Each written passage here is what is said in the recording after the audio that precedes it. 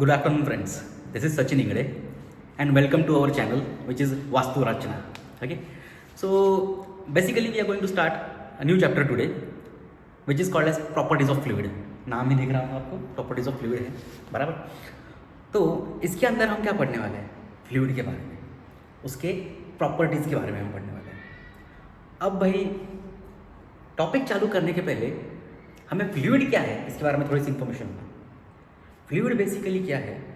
ऐसा सब्सटेंस जो फ्लो हो सकता है, अब आपने देखा होगा सॉलिड, लिक्विड, गैस, इनके बारे में आपने पढ़ा होगा, बराबर है. अब मुझे बताइए, सॉलिड जो है क्या वो फ्लो हो सकता है? नहीं. लिक्विड वो फ्लो हो सकता है, बराबर. गैस क्या वो फ्लो हो सकती है? That's it. तो हमने क्या बोला, फ्लूइड यानी क्या? ऐसा सब्सटेंस जो फ्लो हो सकता है. तो अभी सॉलिड, लिक्विड और गैस में से सिर्फ लिक्विड और गैस ये फ्लो हो सकता है. तो अभी फ्लूइड के कुछ एग्जांपल्स हैं. तो वो एग्जांपल कौन सा है? सबसे कॉमन एग्जांपल एयर, ये फ्लो हो सकती है. ओके. वाटर ये फ्लो हो सकता है. केरोसिन, पेट्रोल, डीजल, ये सब फ्लो होने वाले सब्सटेंसेस हैं. That will come under fluid. अब मुझे और एक बात पूछनी है आपको. आपने कभी आपके घर पे टूथपेस्ट का यूज़ किया होगा. टूथपेस्ट वो फ्लूइड के अंडर में आता है या नहीं आता है? वो आपको अभी ये चैप्टर में पढ़ने को मिलेगा. उसके बाद में कभी आपने देखा होगा शक्कर का जो हम ये बनाते हैं, शक्कर को पानी में घोलते हैं, फिर बाद में उसको गर्म करते हैं, फिर बाद में थोड़ी देर के बाद में वो शक्कर कैसी होती है? थोड़ी सी स्टिकी होती है, फ्लो होने में थोड़ी सी हार्ड होती है. तो वो क्या है? इज इट अ फ्लूइड और is it not a fluid? ये भी हम पढ़ने वाले हैं इसी चैप्टर में. ओके, चलो तो थोड़ा सा चैप्टर के बारे में जान लेते हैं. तो अभी तो मैंने आपको डेफिनेशन बताई फ्लूइड की. अभी हमें सीखना है कुछ प्रॉपर्टीज़ फ्लूइड की, प्रॉपर्टीज़ ऑफ फ्लूइड. पर वो प्रॉपर्टीज सीखने के पहले थोड़ा सा बैकग्राउंड पता होना. वो किसका? कुछ पता हमें पता होना, जैसे for example density, pressure, stresses, compressibility, etcetera etcetera, बहुत सारी बातें हैं. पर उसमें कि आज ये वीडियो में मैं आपको 4 बातें समझाने की कोशिश करूँगा. अगर ये आपको समझ में आया तो फ्लूइड, प्रॉपर्टीज ऑफ फ्लूइड आपको समझ में आ जाएगी. ओके, चलिए सबसे पहले देखते हैं डेंसिटी के बारे में. अब डेंसिटी यानी क्या? डेंसिटी यानी आपने देखा होगा, आपने डायरेक्ट लर्न किया होगा, density is equal to mass upon volume. ये आपने पढ़ा होगा. Okay, volume raise to power m लिखा मैंने, वो शॉर्टकट VOLUME, इतना स्पेलिंग करने से अच्छा ये लिख दिया. Okay, density is equal to mass upon volume. अब इसका मतलब क्या है वो पहले जान लेते हैं. भाई मैंने क्या किया पता है क्या? एक डिब्बा लिया जिसकी लेंथ 1 मीटर है, जिसकी विड्थ 1 मीटर है और जिसकी हाइट 1 मीटर है. ऐसा मैंने एक डब्बा लिया. अब ये डिब्बे में मैंने क्या किया, ये मेरा एक डिब्बा हो गया जिसकी लेंथ 1 मीटर, विड्थ 1 मीटर और हाइट 1 मीटर. अब इसके अंदर मैं क्या करूँगा, कोई भी चीज़ डालूंगा. फॉर एग्जांपल मैंने आटा लिया, या फिर फॉर एग्जांपल मैंने मिट्टी लिया और मिट्टी इसके अंदर डाला. ओके, अब क्या हो गया, पूरा का पूरा भर दिया मैंने वो डिब्बे को मिट्टी से. अब वो डब्बा मिट्टी के साथ में उठाया और उसका वजन किया. उसको मैंने वेविंग बैलेंस पे उसका वेट नोट डाउन किया. अब होगा क्या, कुछ तो भी वेट बताएगा, बराबर. अब सोचिए, वो मैंने नोट डाउन कर दिया बाजू में कि भाई ये जो मिट्टी है, ये सपोज की बात कर रहा हूँ मैं, 1800 किलो 1 मीटर क्यूब में मार रही है. ये मिट्टी जो है वो 1800 किलो 1 मीटर क्यूब के बॉक्स में मार रही है, बराबर. अब वो मिट्टी को पूरा निकाल लेता हूँ मैं और उसके अंदर डालता हूँ आपके हिसाब से, चलो आटा डालेंगे, ये बार आटा डालेंगे, गेहूँ डालो, चलो गेहूँ डालेंगे. अब वो मिट्टी को निकाल लिया, उसके अंदर मैंने गेहूँ डाल दिया. कितना मीटर का बॉक्स है? वो यही है, बॉक्स कोई चेंज होने वाला नहीं है, सिर्फ हमने मटेरियल चेंज कर दिया, बराबर है. इसके अंदर गेहूँ डाला, फिर बाद में पूरा का पूरा टॉप तक भर दिया, वापस से वेविंग मशीन पे लेके गया, उसको वेट किया. अब मुझे बताइए, गेहूँ का आपके हिसाब से वेट इससे ज़्यादा निकलेगा या इससे कम निकलेगा? यही बात है. हर एक चीज़ का वजन अलग अलग रहेगा, बराबर है. तो उसे हम कहेंगे डेंसिटी। इन शॉर्ट डेंसिटी ने क्या कि 1 मीटर क्यूब के डब्बे में कितना वजन आता है कोई भी चीज़ का। फॉर एग्जांपल आप वाटर भी ले लीजिए, फॉर एग्जांपल आप अभी थोड़े देर पहले मैंने बताया मिट्टी लीजिए, गेहूँ लीजिए, कुछ भी लीजिए, हर एक चीज़ का अलग अलग वजन रहेगा। अगर हम वो चीज़ को एक बॉक्स के अंदर डालेंगे जिसकी लेंथ 1 मीटर और हाइट 1 मीटर रहने वाली है। शॉर्ट आपको समझ में आएगा? ठीक है, तो density is equal to mass. Mass यानी क्या कि ये इसके अंदर कितना वजन मार रहा है, और ये वॉल्यूम यानी क्या 1 metre by 1 metre by 1 metre. Okay, तो ये हो गया डेंसिटी। अब मुझे बताइए मास है, इसका हमें अभी यूनिट निकालना है। इसका हमें क्या निकालना है? यूनिट। डेंसिटी का यूनिट आपको लर्न होगा केजी पर मीटर क्यूब, आप ऐसा बोलते हैं, बराबर है, कोई गलत बात नहीं है। पर वो आया कैसे? वो दिखता है भाई। मास काहे में गिनते हैं भाई? मास गिनते हैं हम केजी में, बराबर है। और वॉल्यूम काहे में गिनेंगे हम? वॉल्यूम को 3 चीज़ें लगती है, लेंथ, विड्थ एंड हाइट, बराबर है। तो length, width and height. Length का यूनिट क्या है? लेंथ का यूनिट है मीटर। मीटर इंटू मीटर, तो क्या हो जाएगा ये? KG upon metre into metre into metre, metre cube. तो ये है भाई डेंसिटी, ये प्रॉपर्टी हो गई। हम जो नेक्स्ट चीज़ देखने वाले हैं वो है प्रेशर एंड स्ट्रेसेस। ये दोनों हम साथ में पढ़ने वाले हैं। कंप्रेसिबिलिटी मैं आपको थोड़ी देर के बाद में बताऊंगा, पर पहले ये 2 इंपॉर्टेंट बात है वो बता दूंगा। ठीक है, तो अभी आपने देखा होगा प्रेशर का फॉर्मूला क्या है? Force upon area. स्ट्रेस का भी फॉर्मूला क्या है? स्ट्रेस हम कैसे डिनोट करेंगे? सिग्मा से। स्ट्रेस को हम डिनोट करेंगे सिग्मा से। Stress is equal to force upon area. तो ये एक चीज़ सही की है, पर बहुत बड़ा डिफरेंस है। वही डिफरेंस मैं आपको बताना चाहता हूँ। क्या? सबसे पहले हम लेते हैं प्रेशर को। तो pressure is equal to force upon area, बराबर। अभी इसको एक्सप्लेन करने के लिए मैं पहले एक बॉडी निकालता हूँ। सपोज ये मेरी एक बॉडी है जिसकी कुछ लेंथ है, कुछ विड्थ है, कुछ हाइट है, कुछ लेना देना नहीं हमें, पर इसके ऊपर हमने एक लोड रख दिया, बराबर। अब ये जो लोड है ये क्या ये बॉडी पे ऑलरेडी था? नहीं, हमने इसको रखा। फॉर एग्जाम्पल मैं एक आधे डेस्क पे खड़ा हो गया, तो डेस्क के ऊपर जो लोड है वो मेरा है खुद, उसका थोड़ी डेस्क का थोड़ी है, बराबर। तो मैं एक बाहर का एक्सटर्नल एजेंट हूँ जो वो डेस्क पे खड़ा हूँ। तो वैसे ही ये जो फोर्स है एरो के हिसाब से बताया मैंने, वो एक एक्सटर्नल एजेंट है जो ये बॉडी के ऊपर रखा हुआ है।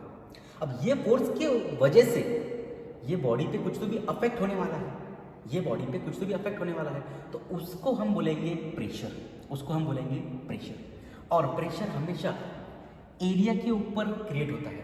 ये जो फोर्स है ये कौन से एरिया पे एक्ट हो रहा है? ये वाले एरिया पे एक्ट हो रहा है। तो वो एरिया हम लेंगे, ये वाला एरिया नहीं लेंगे, हम कौन सा एरिया लेंगे? फोर्स जिस एरिया पे एक्ट हो रहा है। ये जो फोर्स है परपेंडिकुलर एक्ट हो रहा है ये एरिया पे, ये जो फोर्स है हमारे परपेंडिकुलर एक्ट हो रहा है। ओके, तो ऐसे चीज़ को जिसके अंदर लोड बाहर से लगा रहे हैं हम एरिया के ऊपर, बॉडी के एरिया के ऊपर, उसे हम बोलेंगे प्रेशर। फॉर एग्जाम्पल मैंने अभी गेहूं की गोनी लिया और मेरे सर के ऊपर रख दिया, तो गेहूं की गोनी क्या हो गई? मेरे लिए एक्सटर्नल एजेंट हो गई जो मेरे सर के ऊपर है। कहाँ पे एक्ट कर रही? मेरे एरिया पे। ये जो एरिया है उसके ऊपर एक्ट कर रही है, तो उसे हम बोलेंगे प्रेशर। समझ में आ गया? अब रही बात स्ट्रेस की, तो स्ट्रेस इज इक्वल टू वो भी है फोर्स अपॉन एरिया। तो इसमें और इसमें फ़र्क क्या है वो अभी हम देखने वाले हैं। अभी भाई क्या हो गया बताया क्या? अब जो गोनी है एक्सटर्नल फोर्स है, वो मेरे सर के ऊपर है, वो क्या कर रहा है? मुझे दबाने की कोशिश कर रहा है। मैं दबने वाला नहीं हूँ। मैं क्या करूँगा उसको? मैं बोलूँगा कि भाई मैं दबने वाला नहीं हूँ, मैं मेरे अंदर से, बॉडी के अंदर से मैं क्या करने वाला हूँ? उसको, जो बाहर का लोड है उसको रेजिस्ट करने वाला हूँ। और जो अंदर की मेरी ताकत है जिससे मैं वो लोड को रेजिस्ट कर रहा हूँ, उसको मैं बोलूँगा स्ट्रेस। एक ही बात हो गई। देखिए ये बाहर से एक्ट हो रहा है लोड, ये लोड को ये बॉडी क्या कर रही? अंदर से रेजिस्ट कर रही कि भाई मैं दबने वाली नहीं हूँ। तो उसको हम बोलेंगे इंटरनल फोर्स, क्या बोलेंगे हम उसको, इंटरनल फोर्स या फिर internal resistance offered by the body against the external force, then it is called as stress. वापस से एक बार बोलता हूँ, it is an internal resistance offered by the body against the external load. ये देखिए, ये एक्सटर्नल लोड है, ये एक्ट कर रहा है ये बॉडी के ऊपर, इसका मतलब ये दबाने की कोशिश करेगा बॉडी को, पर बॉडी क्या कर रही है, मैं दबने वाली नहीं हूँ, मुझे दबना नहीं है, तो इसीलिए बॉडी क्या करेंगी, अंदर से कुछ ताकत लगाएंगी, ये फोर्स। और ये जो फोर्स है, अंदर से जो ताकत लगाने वाली है बॉडी, कौन से एरिया पे एक्ट होने वाली है, वापस से यही एरिया पे एक्ट होने वाली है, यही एरिया पे एक्ट होने वाली है, ना कि ये। समझ आ रहा है अब? इसका मतलब ये बाहर के लोड के वजह से होने वाला इफेक्ट, और ये बाहर का जो लोड है उसको रेजिस्ट करने वाला इफेक्ट है स्ट्रेस। आई होप समझ में आया होगा। अभी तो प्रेशर और स्ट्रेस के बारे में आपने जान लिया, बराबर है। अभी थोड़ा सा इनके यूनिट्स के बारे में जानते हैं। प्रेशर का यूनिट क्या है और स्ट्रेस का यूनिट क्या है? दोनों का यूनिट सही का ही है, दोनों में चेंज नहीं है। सिर्फ वापस से एक बार बोलूँगा, प्रेशर यानी बाहर से जो लोड आ रहा है और वो एरिया पे एक्ट हो रहा है बॉडी के। स्ट्रेस यानी क्या, जो अंदर से बॉडी रेजिस्ट कर रही है बाहर के फोर्स को, वही एरिया पे ओके, वो हो जाएगा हमारा स्ट्रेस। अभी क्या, इसका और इसका यूनिट सेम है, कुछ भी चेंज नहीं है। अब यूनिट कैसे निकालेंगे, देखिए, फोर्स का यूनिट क्या है भाई, न्यूटन, और एरिया का यूनिट क्या है, जैसे वॉल्यूम का यूनिट थोड़ी देर पहले बताया था, मीटर क्यूब है। एरिया यानी लेंथ और विड्थ दोनों आया, लेंथ इंटू विड्थ, लेंथ का यूनिट मीटर इंटू विड्थ का यूनिट मीटर, तो क्या हो जाएगा ये, न्यूटन पर मीटर स्क्वायर। तो ये हो गया प्रेशर का यूनिट।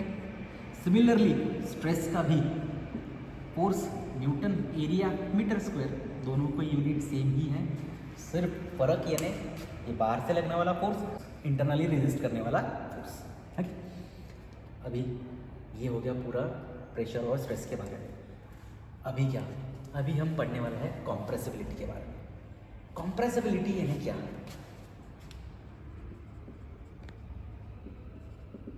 स्पेलिंग मिस्टेक हो सकती है, स्पेलिंग का इतना ध्यान मत दीजिए। कॉम्प्रेसिबिलिटी, ठीक है। कॉम्प्रेसिबिलिटी यानी भाई, जो चीज़ कॉम्प्रेस होने वाली है, कॉम्प्रेस होती है, उसे हम कॉम्प्रेसिबल बोलते हैं, और जो कॉम्प्रेस नहीं होंगी उसे हम इनकॉम्प्रेसिबल बोलते हैं। अभी क्या, सपोज फॉर एग्जांपल आपने देखा होगा कि ये एक मेरा डिब्बा है जिसकी कुछ लेंथ होंगी, विड्थ होंगी, हाइट होंगी। अब इसके अंदर मैंने गेहूं का आटा डाल दिया, तो उसने क्या किया, टॉप तक भर दिया, बराबर है। तो अभी वो क्या हो गई, उसकी डेंसिटी हो गई। क्यों? क्योंकि density is equal to mass upon volume, ये तो हमारा पढ़ना होगा तब। अब मैंने क्या बताया, क्या थोड़ा सा उसको दबाया, अच्छे से उसको थोड़ा सा मैंने दबाया, उसकी वजह से क्या हो जाएगा, इसके अंदर कुछ तो भी गैप क्रिएट हो जाएंगी, बराबर है। और इतनी गैप क्रिएट हो जाएंगी कि मैं और आटा डाल सकूंगा उसके अंदर। तो अभी मुझे बताइए, उसकी डेंसिटी बढ़ रही है या नहीं बढ़ रही है? डेंसिटी किसके ऊपर डिपेंड रहती है, कितना आप चीज़, कितना मटेरियल 1 मीटर क्यूब में आप भरते हैं, उसके ऊपर जितना ज़्यादा भरेंगे मटेरियल 1 मीटर क्यूब में, उतनी उसकी डेंसिटी। अभी आपने क्या किया, आटा डालने के बाद में उसको अच्छे से कॉम्पैक्ट किया, बराबर है। अब कुछ जगह बच गई, उसके अंदर भी आपने आटा डाला, 1 मीटर क्यूब में ही बैठ रहा है वो, पर अभी क्या हो गया, उसकी डेंसिटी बढ़ गई। अब हर बार आप कॉम्पैक्ट करेंगे, आटा डालेंगे, हर बार आप कॉम्पैक्ट करेंगे, आटा डालेंगे, बराबर है। इसका मतलब क्या हो रहा है कि ये जो बॉडी है कॉम्प्रेस हो रही है, इसकी डेंसिटी कम हो रही है, उसके अंदर हम और मटेरियल डाल रहे हैं, फिर बाद में उसकी डेंसिटी बढ़ रही है। पर एक टाइम तो ऐसा आएगा कि जब अब उसके बाद में हम उसको कॉम्पैक्ट करने की कोशिश करेंगे तो भी वो कॉम्पैक्ट होने वाला नहीं है, इसका मतलब क्या, वो हो गया इनकॉम्प्रेसिबल, वो चीज़ क्या हो गई, इनकॉम्प्रेसिबल। तो ये कॉम्प्रेसिबल जो कॉम्प्रेस हो सकती है, इनकॉम्प्रेसिबल यानी क्या, जो कॉम्प्रेस हो नहीं सकती। ओके, तो इनकॉम्प्रेसिबल के अंदर जो डेंसिटी रहेंगी वो कांस्टेंट रहेंगी। वो कैसे रहेंगी, कांस्टेंट। फॉर एग्जांपल सपोज ये मेरी 2D डायग्राम है, पीछे गया, वो लेंथ वगैरह पीछे गया, बराबर है, छोड़ दिया मैंने। अब इसके अंदर मैंने आटा डाला था, उसको कॉम्पैक्ट किया तो वो लेयर यहाँ तक आ गई। अब इतना बचा, इतना गैप बचा, इसके अंदर मैंने और आटा डाला, भर गया। फिर बाद में और कॉम्पैक्ट किया तो पहले से वो लेयर यहाँ तक आ गई, बराबर। अब इतनी गैप बची, उसके अंदर मैंने और आटा डाला तो यहाँ तक आ गया। अब मुझे बताइए इनकॉम्प्रेसिबल है या कॉम्प्रेसिबल है? कॉम्प्रेसिबल है अभी भी। क्यों? क्योंकि मैं उसको बाद में और मैंने थोड़ा सा दबाया तो यहाँ तक दब गया, पर पहले के कंपैरिजन में अब जगह क्या हो गया, कम हो गया, बराबर है। तो इज इट कॉम्प्रेसिबल और incompressible? Obviously now it is also compressible, still till now it is compressible.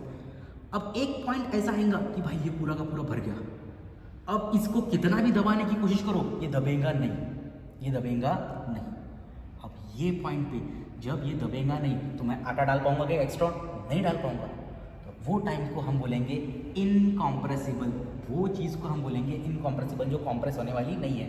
और ये पॉइंट पे डेंसिटी कैसे रहने वाली है इसकी? कांस्टेंट, क्योंकि भाई ज़्यादा डालते नहीं आता अभी में मुझे मटेरियल, अब इतने इसमें इतना ही मटेरियल बैठ सकता है, तो डेंसिटी कैसी हो गई इसकी? कांस्टेंट। समझ में आ गया अभी आपको? आई होप आपको समझ में आ गया होंगे ये 4 बातें। आज पहला लेक्चर है इसलिए मैं ज़्यादा आपको स्ट्रेस नहीं दूंगा, पर अगले लेक्चर से थोड़ा सा और डेप्थ में जाएंगे। Okay, please like share and subscribe the video, ये बहुत मेरी रिक्वेस्ट है।